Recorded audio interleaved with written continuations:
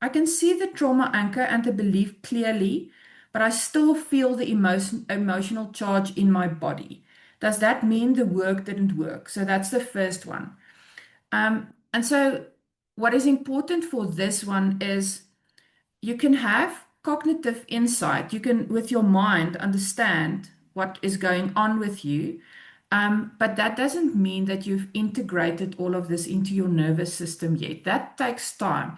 That pattern has been with you in your life for many, many years. So, one session where you're actually able to pinpoint and see the thing is not going to change the behavior, all of that, just with a little magic wand.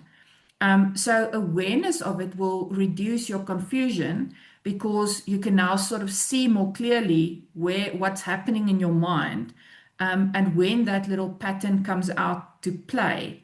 But it's not going to change instantly. It is a work in progress, just in the same way that it's the spiral that you will keep digging into almost your whole life as you heal deeper and deeper layers.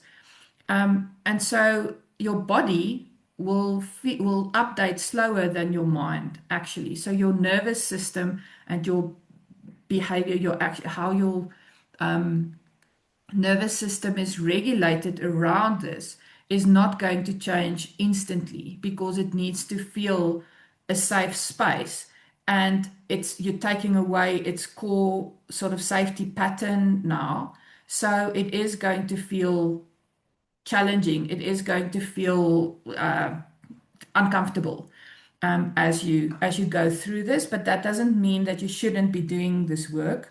This is like the little obstacle that is in the way of the life that you are meant to live. So it is absolutely worth it to actually go and work on that, even if your progress is slow, even if it isn't instant, and even if it's not the nicest thing in the world, to actually be delving into all of this.